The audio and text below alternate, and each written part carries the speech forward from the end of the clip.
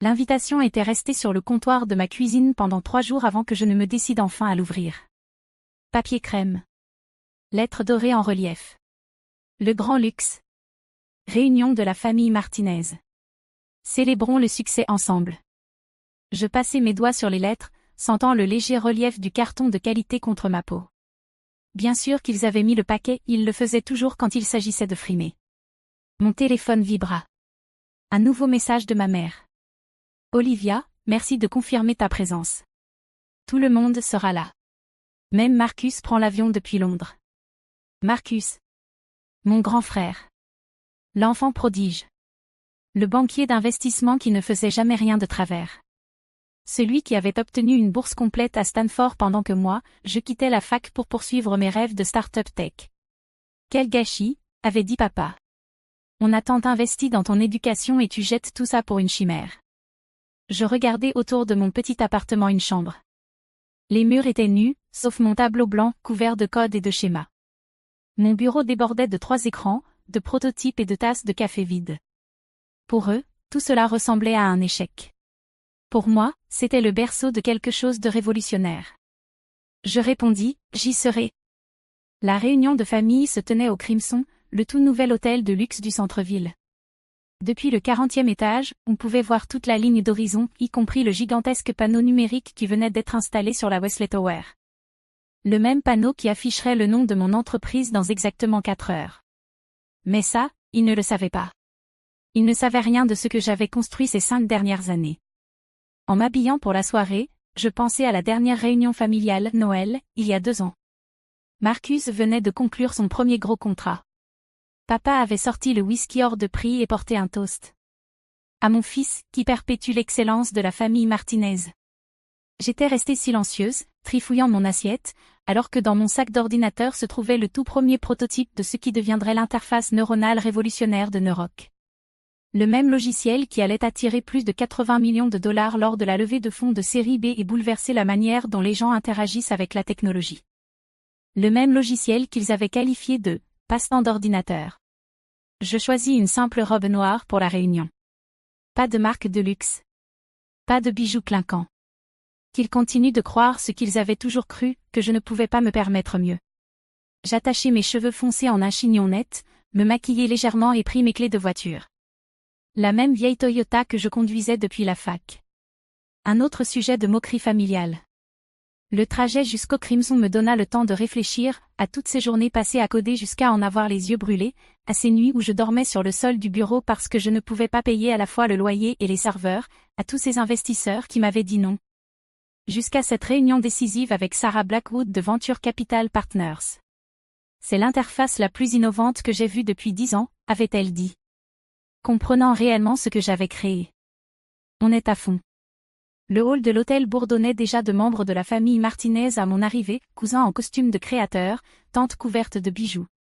Tous en compétition pour être les plus riches. Les plus impressionnants. Olivia. La voix de ma mère résonna sur le marbre. Elle m'embrassa en l'air sur la joue, ses yeux me passant rapidement en revue comme toujours. On avait peur que tu ne viennes pas. Tu es toujours si occupée avec ton projet informatique. Mon projet informatique. L'entreprise estimée à plus de 80 millions de dollars. La technologie que les grands médiathèques appelaient l'avenir de l'interaction homme-machine. Je n'aurais pas raté ça, dis-je, la suivant jusqu'à l'ascenseur. Le 40e étage était encore plus somptueux que ce que j'avais imaginé. Des baies vitrées offraient une vue panoramique sur la ville. Les lustres en cristal attrapaient le soleil de fin d'après-midi, projetant des arcs-en-ciel sur les nappes blanches. Et là, par les fenêtres de l'ouest, se dressait la Wesley Tower. Le panneau était éteint pour l'instant. Mais dans 3h27, tout allait changer. Petite sœur. La voix de Marcus résonna dans la pièce. Il s'approcha d'un pas assuré, sa montre hors de prix brillant sous les lumières, débordant de confiance à chaque geste. Tu portes encore la même robe que l'an dernier? Certaines choses ne changent jamais, hein? Je souris, repensant à l'email que j'avais reçu ce matin. Celui qui confirmait la date d'introduction en bourse de Neurok. Celui qui prédisait une ouverture de notre action à 150 $. Certaines choses changent, Marcus. Bien plus que tu ne l'imagines. Papa nous rejoignit, un verre de scotch à la main. Marcus vient de conclure une nouvelle acquisition majeure. 200 millions en actifs. C'est comme ça qu'on construit une vraie richesse, Olivia, pas avec. Il fit un geste vague de la main. Des sites web ou quoi que ce soit que tu fais.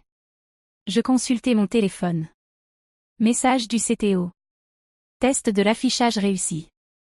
Tout est prêt pour la révélation. Parfait. La famille se rassembla pour le dîner, une quarantaine de personnes autour d'une immense table. Marcus, bien sûr, s'assit à la droite de papa. Quant à moi, on m'avait relégué tout au bout entre ma cousine Maria, qui venait d'ouvrir sa 3e boutique de robes de mariée, et l'oncle Robert, qui pensait encore que Facebook était une technologie de pointe. Les vantardises commencèrent immédiatement. Marcus dominait, évidemment, détaillant ses dernières conquêtes dans le monde de la finance. Le cousin James parlait de sa nouvelle Mercedes. Tante Sophia montrait des photos du mariage de sa fille avec un petit prince européen.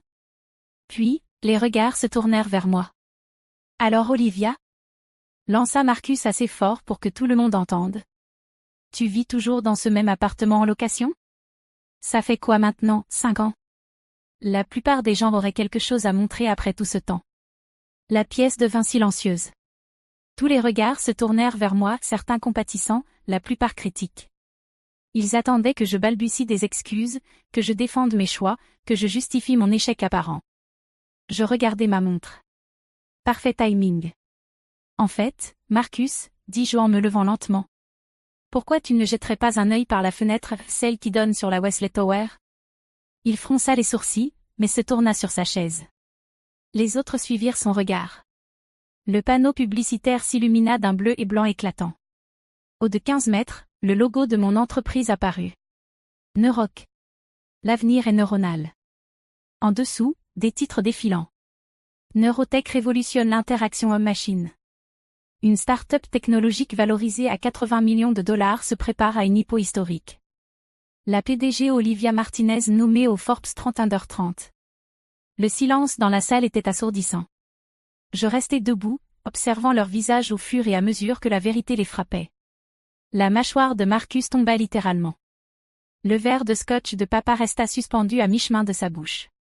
Le masque parfait de maman se fissura. C'est mon entreprise, dis-je calmement. Celle que vous traitiez de perte de temps. Celle que vous disiez vouée à l'échec. Celle qui va entrer en bourse avec une valorisation estimée à plus d'1 milliard de dollars. Mais, tu vis dans un minuscule appartement, balbutia Marcus. Tu conduis une Toyota. Je souris. Parce que j'ai réinvesti chaque centime dans l'entreprise.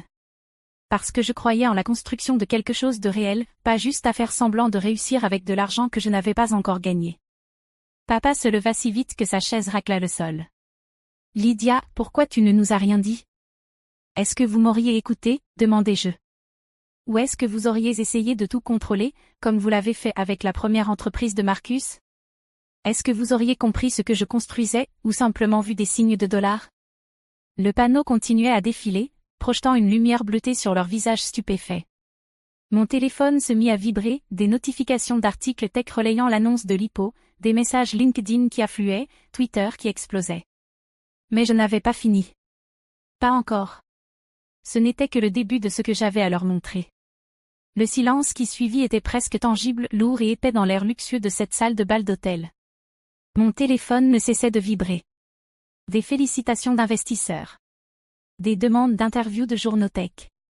Des messages d'employés célébrant notre future entrée en bourse.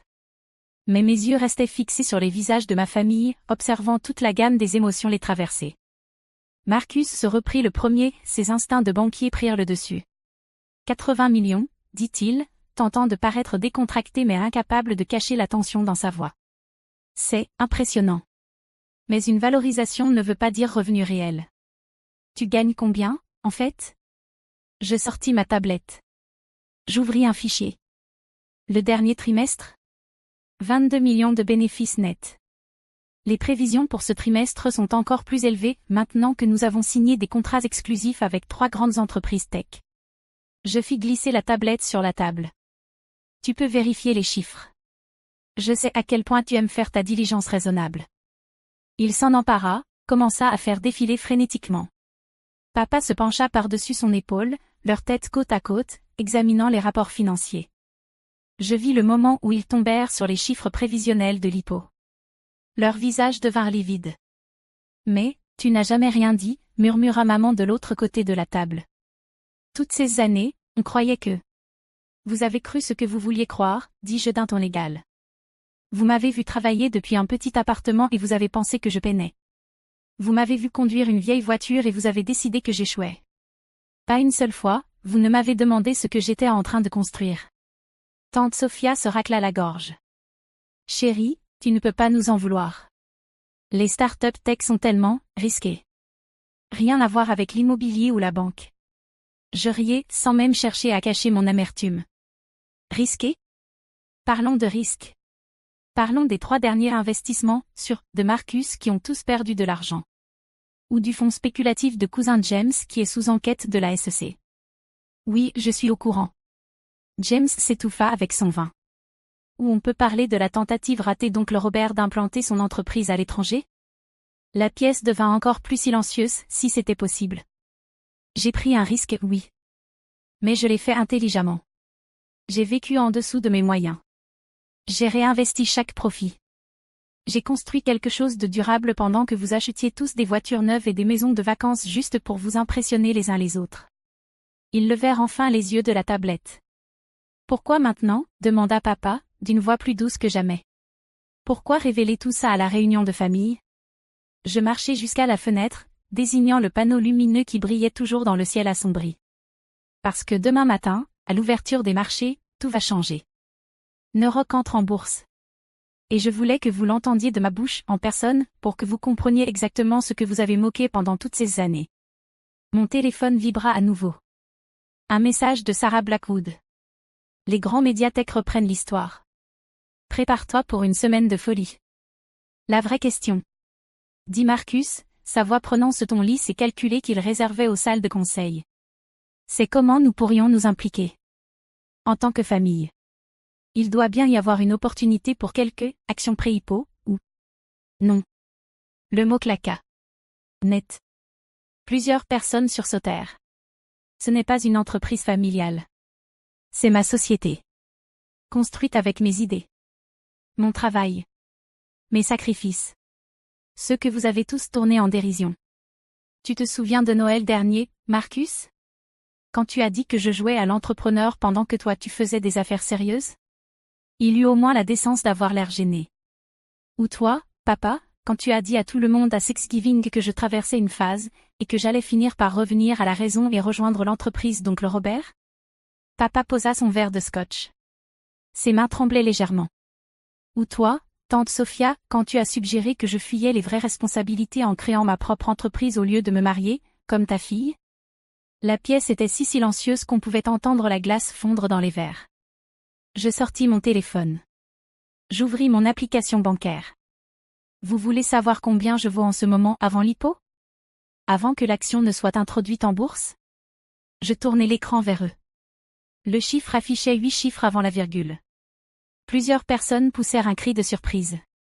Cousine Maria laissa tomber sa fourchette. Mais ce n'est même pas le plus impressionnant, continuai-je en passant à mes emails. Vous voulez savoir qui sont nos plus gros clients? Les entreprises qui utilisent déjà les systèmes d'interface de Neuroc? Je commençais à lire les noms. De grandes entreprises technologiques. Des multinationales du Fortune 500. Des contrats gouvernementaux. À chaque nom, je vis leurs expressions changer, du choc à autre chose. La réalisation. La compréhension. La compréhension de l'ampleur de leur erreur de jugement. Et demain, dis-je en rangeant mon téléphone. Quand la cloche d'ouverture retentira à Wall Street. Ce chiffre sur mon compte? Il va gagner encore quelques zéros. Marcus se leva, rajustant sa cravate. Olivia, écoute, on a peut-être mal commencé. En tant que ton frère, je pourrais t'apporter des conseils précieux sur la gestion de ce genre de fortune. Mon expérience dans la banque. Rassieds-toi, Marcus, dis-je calmement. Ce n'est pas une négociation. Ce n'est pas une opportunité. C'est moi, vous montrant ce que j'ai bâti malgré vous tous. Et vous faisant comprendre que vous n'en ferez pas partie. Mais, on est une famille, protesta maman. Une famille? Je me tournai vers elle. Était-ce une famille quand tu disais à tes amis que je me cherchais, au lieu d'admettre que je dirigeais une entreprise? Était-ce une famille quand papa m'a exclu de la carte de vœux parce que mes choix de carrière ne correspondaient pas à l'image familiale? Le panneau publicitaire à l'extérieur clignotait, diffusant d'autres gros titres sur les innovations de Neuroc. La lumière bleue projetait des ombres sur leurs visages, soulignant chaque sursaut, chaque grimace. Demain matin, tous les grands médias parleront de Neuroc, de notre technologie, de notre croissance, de notre avenir, de moi. Et aucun de ces articles ne mentionnera la famille Martinez. Parce que vous avez choisi de ne pas faire partie de ce voyage. Vous avez préféré vous en moquer. Je pris mon sac à main, prête à partir. Mais j'avais encore une chose à leur montrer. Oh, et cet appartement en location dont vous aimez tant vous moquer? Regardez ça. Je sortis un autre email sur mon téléphone. Je le tournai vers eux pour qu'ils puissent voir l'image en pièces jointes. C'était un compromis de vente. Pour le penthouse de l'immeuble résidentiel le plus exclusif de la ville. Le prix fit pousser un cri de surprise à plusieurs personnes. Je finalise l'achat la semaine prochaine. J'aurais pu le faire il y a des mois, mais j'ai attendu pour prouver quelque chose. À moi-même, et à vous tous. Prouver quoi? Demanda mon père, la voix à peine audible. Je souris, sans aucune chaleur. Que le succès ne consiste pas à en mettre plein la vue. Il s'agit de construire quelque chose de réel. De durable. Quelque chose que vous n'avez jamais cru que je pourrais accomplir. La pièce explosa, voix, questions, protestations, offres soudaines de soutien et de félicitations, mais je marchais déjà vers la porte. Profitez bien du reste de la réunion de famille, lançai-je par-dessus mon épaule. J'ai une entreprise à diriger. Quand la porte se referma derrière moi, j'entendis le chaos éclater pour de bon, les accusations, les disputes, les tentatives désespérées de comprendre ce qui venait de se passer. Mais je n'écoutais plus. J'avais des choses bien plus grandes à accomplir. Demain allait être un jour très particulier. Le matin de l'introduction en bourse. Je me réveillai avant même que mon réveil ne sonne. Le soleil n'était pas encore levé, mais la ville bourdonnait déjà d'énergie. Ou peut-être était-ce simplement mon anticipation qui rendait tout plus vibrant. Je me tenais à la fenêtre de mon appartement, un café à la main, regardant les premières lueurs de l'aube effleurer le panneau publicitaire de Neuratech. Mon téléphone vibrait sans arrêt depuis que j'étais partie de la réunion de famille. 57 appels manqués de membres de la famille. Plus de 100 messages textes. Des emails. Des demandes LinkedIn. Même quelques tentatives désespérées de me joindre via les canaux officiels de l'entreprise. Je les ignorais tous. À la place, j'ouvris un autre message de Sarah Blackwood, envoyé tard dans la nuit. L'ambiance est électrique sur le parquet. Ton histoire est partout. Prête à entrer dans l'histoire. Je souris, me souvenant du jour où elle avait cru en ma vision. Quand tout le monde voyait une fille qui bidouillait avec des ordinateurs, elle voyait l'avenir. Aujourd'hui, 5 ans plus tard, nous étions sur le point de faire taire tous les sceptiques. Mon assistante personnelle, Maya, arriva à 6h30 pile. La voiture t'attend en bas, dit-elle en me tendant un café tout frais et une tablette affichant les gros titres du jour. Tous les grands médias veulent une interview. L'article du Wall Street Journal te concernant est en train de devenir viral à l'échelle mondiale. Je parcourus les titres pendant que l'ascenseur descendait. Neuratech prête à battre des records avec son lipo. D'une étudiante décrocheuse à pionnière de la tech, l'histoire d'Olivia Martinez. La prochaine grande star de la Silicon Valley entre en bourse. La voiture avançait à peine dans la circulation du matin quand mon téléphone sonna. Papa. La 7e fois qu'il appelait depuis l'aube. Cette fois, je répondis. Olivia, commença-t-il, sa voix inhabituellement hésitante. Il faut qu'on parle d'hier. Je suis un peu occupé, papa. Je m'apprête à introduire mon entreprise en bourse. C'est justement de ça qu'il faut parler. La famille s'inquiète d'eux. Les inquiétudes de la famille ont cessé de compter le jour où vous avez tous décidé que je ne méritais pas votre soutien, le coupez-je. Je dois y aller. La cloche d'ouverture n'attend personne. Je raccrochai juste au moment où nous arrivions devant la bourse. Les flashs des caméras crépitèrent immédiatement. Les journalistes criaient des questions. C'était le moment, le vrai changement. Maya me toucha le bras. Ton frère Marcus est là. Il essaie de passer la sécurité. Bien sûr qu'il l'était. Le banquier en lui ne pouvait pas résister à un événement de marché majeur, surtout un qui rendrait sa petite sœur plus riche que toute la famille réunie. Qu'il regarde depuis la zone publique, dis-je. Mais qu'il n'approche pas du parquet.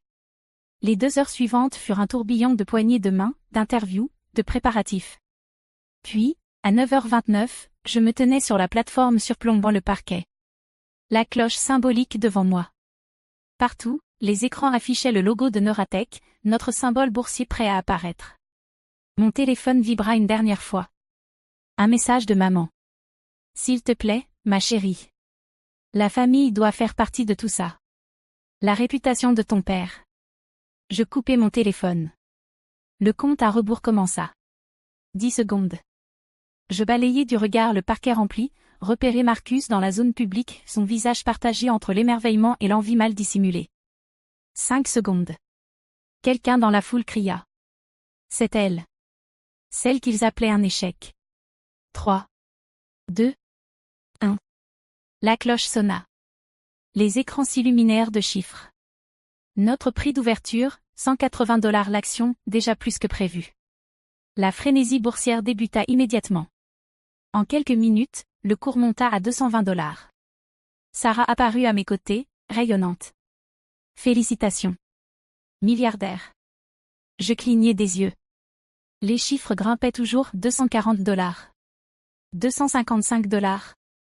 Ma fortune augmentait de plusieurs millions à chaque minute. Mademoiselle Martinez, criaient les journalistes. Qu'est-ce que ça fait d'être l'une des plus jeunes milliardaires autodidactes de la tech? Je m'avançai vers le micro. Je pensais à tous ces dîners de famille où j'avais été ignorée. À toutes ces réunions où j'étais la leçon à ne pas suivre. Le succès ne consiste pas à prouver que les autres ont tort, dis-je. C'est se prouver à soi-même qu'on avait raison, croire en sa vision, même quand personne d'autre n'y croit. Le marché continuait. À midi, l'action Neuratech s'était stabilisée à $275. Quand je rallumais enfin mon téléphone, il débordait de messages. Conseiller financier, société de gestion de patrimoine. Et bien sûr, membre de la famille. Un email attira mon attention, de l'oncle Robert. J'ai toujours su que tu avais du potentiel. Peut-être pourrions-nous discuter de certaines opportunités d'investissement? Supprimé. Un autre de Marcus. Petite sœur, tu as clairement fait tes preuves. Parlons maintenant de comment la famille peut accompagner ton succès. Supprimé. Cet après-midi-là, je quittais enfin la bourse. La ville semblait différente, d'une certaine manière. Ou peut-être que c'était moi qui avais changé. Maya m'attendait près de la voiture. Ton nouveau pantouse est prêt. Tu veux le voir? Je hochai la tête. Nous remontâmes la ville, dépassant l'immeuble où ma famille s'était réunie la veille. Le panneau brillait toujours. Neuratech, l'avenir est neuronal. Mais désormais, il affichait aussi notre cours en bourse. Un rappel public de ce que j'avais bâti. Le Pantouse était tout ce dont j'avais rêvé. Spacieux, moderne, avec une vue qui rendait la ville semblable à un tableau. Mais je ne voulais pas le remplir de meubles luxueux ni d'œuvres tapax en drave-l'œil. À la place, j'avais fait transformer un mur en immense tableau blanc. Un autre arborait 3 grands écrans. Un espace dédié à la création. À la construction. À la continuité de ce que j'avais commencé. Ton père a encore appelé le bureau, dit Maya. La famille tient une réunion d'urgence ce soir. Ils sont inquiets des implications. Je marchai jusqu'à la fenêtre, regardant la ville que j'avais conquise. Qu'ils s'inquiètent. Qu'ils comprennent enfin ce qu'ils ont raté en me sous-estimant. Et les interviews? Tout le monde veut connaître l'histoire derrière le succès de Neuratech. Je souris, pensant à tous les jeunes entrepreneurs. À tous les rêveurs à qui l'on dit qu'ils perdent leur temps. Planifie-les. Mais qu'ils comprennent bien, ce n'est pas une histoire de vengeance. C'est une histoire de vision. De foi en soi, quand personne d'autre n'y croit. De construire quelque chose de réel pendant que les autres s'affichent avec des choses qu'ils n'ont pas méritées. Mon téléphone vibra une dernière fois. Un message de Sarah. Réunion du conseil demain. Il est temps de planifier le prochain chapitre. Je répondis aussitôt. Prête quand tu le es.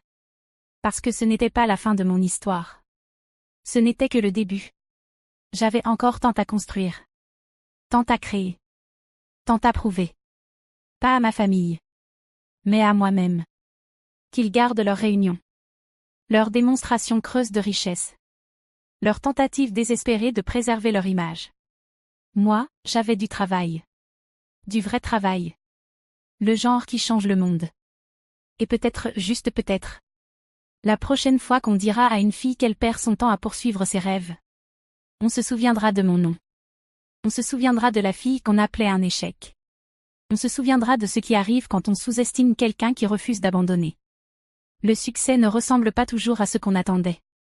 Parfois, il ressemble à une fille discrète en robe noire, debout dans une pièce pleine de gens qui croyaient savoir mieux qu'elle. Et qui, d'un seul regard par la fenêtre, les détrompent tous.